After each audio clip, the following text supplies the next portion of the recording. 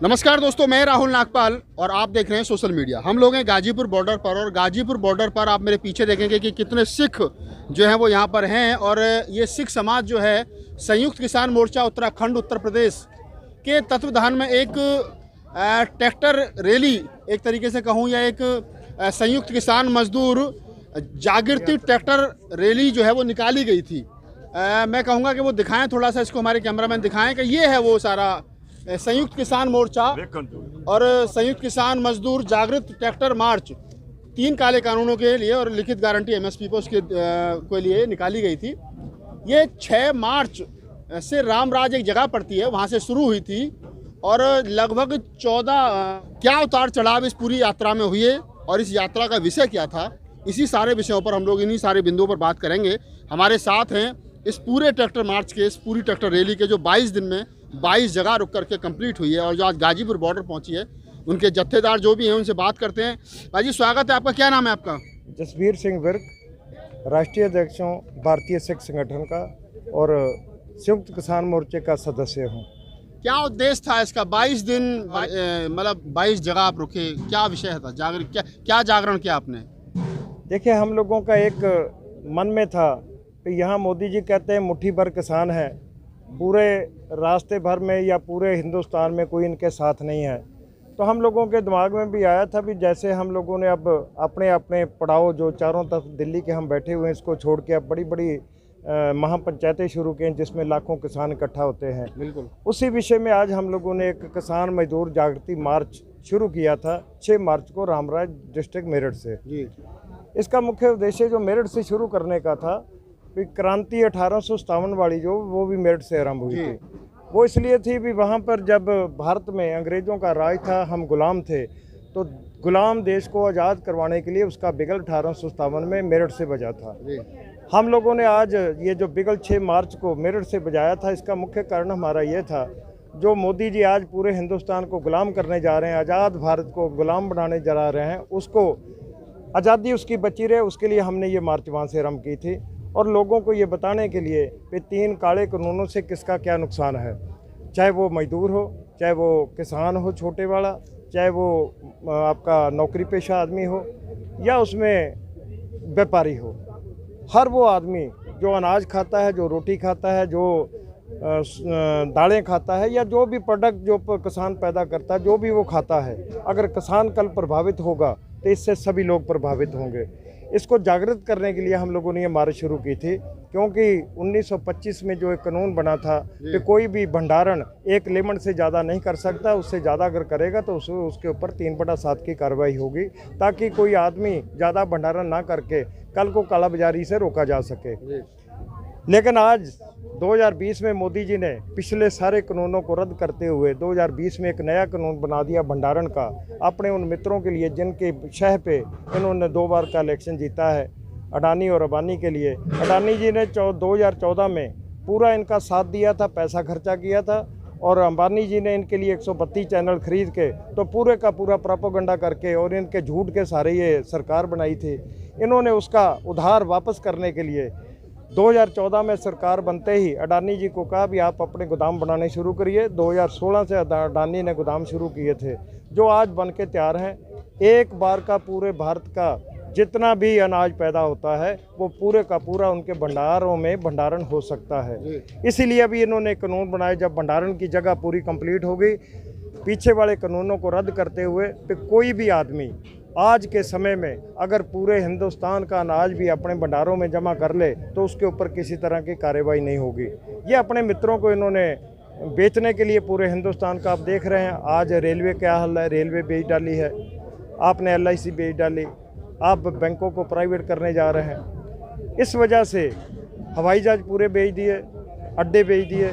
तो ये सब की वजह से जो हम इसको लोगों को टीवी सुनते हैं, टीवी पे सुनते हैं, जो टीवी नहीं बताता ये सब चीज़ें, वो हम इनको जागृत करने के लिए हम लोगों ने ये मार्च 6 मार्च को। कैसा अनुभव रहा, कैसे लोग मिले, लोगों का समर्थन कैसा था? हम लोगों को गरीब मजदूर से लेके जब हमने उनको बताया भी अगर पूरे का पूरा अन्न भंडारित हो गया तो आप लोगों को 100 रुपये किलो से आटा कम नहीं मिलेगा।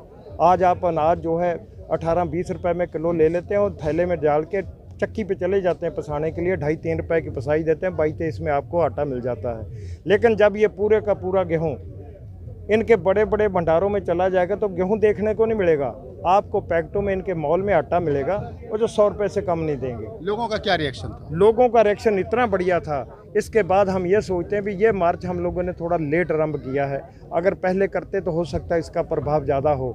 आज के समय में चाहे वो व्यापारी हो, चाहे वो मजदूर हो, चाहे वो नौकरी पेशा आदमी हो, हमको ज़्यादा जो है पुलिस वाले मिले हैं। पुलिस वाले भी जो इस चीज़ को मानते हैं भी ये आज जो कानून बना है ये वाकई जो जैसे आप बता रहे हैं बिल्कुल काला कानून है, इससे सभी प्रभावित होंगे। तो ये इसका हमें बहुत अच्छा है। कौन कौन से जिले कवर किए आपने? हम सबसे पहले जो है रामराज और मेरठ से चले हैं, और मेरठ और मुजफ्फरनगर दोनों उसमें कवर किए हैं। उसके बाद हम बिजनौर में आ गए हैं, बिजनौर के बाद हम जिला रुद्रपुर जो कि उत्तराखंड का पड़ता है, उसके बाद हम पीलीभीत में, पीलीभीत के बाद लखीमपुर, लखीमपुर के बाद सीतापुर, सीतापुर के बाद शाहजहाँपुर, शाहजहाँपुर से जो है बरेली, बरेली से रामपुर, रामपुर से मुरादाबाद, और मुरादाबाद से आज जो है हम नहीं ये कौन सा जिला पड़ता है, नहीं जी हापुड़, हापुड़ होते हुए आज आपके यहाँ वापस आए हैं। 14 डिस्ट्रिक्ट हम लोगों ने कवर किए हैं। 14 डिस्ट्रिक्ट 22 दिन में ये पूरे किए हैं। और जो हम लोग अपना सोच के निकले थे उससे 100 गुना ज़्यादा हम लोगों को लोगों का प्यार, लोगों का स्नेह, और उन दोनों हाथों से हमारा अभिवादन किया है कि हम आपके साथ हैं। इसका हमें बहुत सहयोग मिला है। जिन 22 जगह पर आप रुके वहाँ पे आपने सभाएं भी की? नहीं, हम लोग रात में पहुँचते थे। हमारा जो यात्रा का मेन कारण था भी हम इसको 22 दिन तक एक ही आदमी को साथ लेके नहीं चलना चाहते थे। जहाँ से सुबह हमारी यात्रा शुरू होती थी वहाँ के ट्रैक्टर, वहाँ की मोटरसाइकिलें, वहाँ की गाड़ियाँ हमारे साथ जुड़ती थी जो पूरा दिन साथ चलती थी उस पड़ाव तक जहाँ हमें यात्री विश्राम करना होता था। शाम को वो सब वापस आ जाते थे, जहाँ हम रुकते थे वहाँ अगले दिन सुबह जो है सब आना शुरू हो जाते थे, उनके साथ अगला दिन चलता था। ऐसे ही धीरे धीरे करते हमने 22 पड़ाव पार किए हैं। पड़ाव बाय पड़ाव आप लोगों ने पड़ाव तो पड़ाव। कितने वाहन, कितने 4 व्हीलर, कितने 2 व्हीलर्स में शामिल हुए? एक समय ऐसा भी था जिस दिन 500 ट्रैक्टर हम लोगों के साथ थे, कम से कम 1000 मोटरसाइकिल थी और 400 के करीब गाड़ियाँ थी। लेकिन आम तौर से हमारी जो एवरेज पड़ती थी वो 100 से 150 ट्रैक्टर और 100-150 गाड़ियाँ और 300 से 400 मोटरसाइकिल, ये रोज़ की एवरेज थी हम लोगों की। टोटल कितने लोग शामिल हुए इसमें पूरे ट्रैक्टर परेड में? ट्रैक्टर परेड में हमारे जो है कम से कम 10,000 तो ट्रैक्टर थे जो आज तक हमारे साथ शामिल हुए हैं, और 10,000 से ज़्यादा गाड़ियाँ थी। मोटरसाइकिलों का तो कोई हिसाब नहीं है, लेकिन लाखों लोगों के बीच में हम उनको मिलते हैं, उनको समझाते हैं, उनसे बातचीत करते हुए हम आज 22 दिन बाद यहाँ वापस लौटे। अब क्या लग रहा है कि ये काम भी कर लिया, ट्रैक्टर परेड भी 26 तारीख को हो गई, 11 दौर की वार्ता भी हो गई, गांव में देहात में जाकर के बड़ी बड़ी पंचायतें भी हो गई, सरकार तो फिर भी नहीं मान रही है? कोई बात नहीं, जो सरकार नहीं मानेगी तो हमारा तो काम है। इस काम में अगर हम लगे हैं तो सबसे ज़्यादा आदमी के सामने दिक्कत आती है खाने पीने की।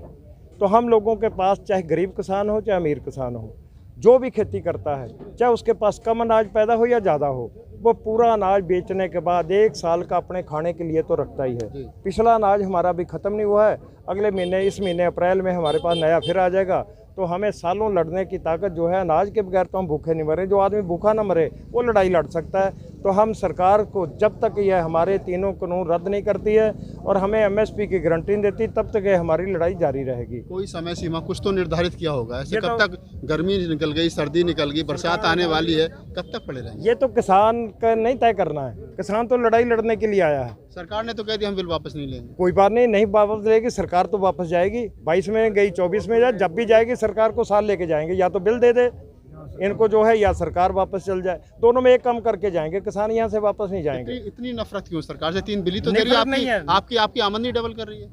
अच्छा, आमदनी हमारी डबल कर रही है। 1868 का रेट है MSP का इस बार धान का। 1000 रुपये 1100 में 900 रुपये में बेचा हम लोगों ने।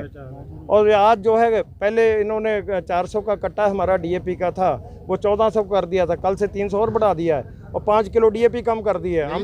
यही तो अच्छे दिन है मोदी जी के। देखो व्यापारियों के अच्छे दिन आ रहे हैं। अब अगला नंबर आपका, अब आपकी फसल महंगी होगी जैसे DAP महंगा हुआ है। हाँ नहीं, फसल तो हमारी बिल्कुल महंगी होगी, हम जानते हैं कि ये मोदी जी के रहते तो नहीं होगी।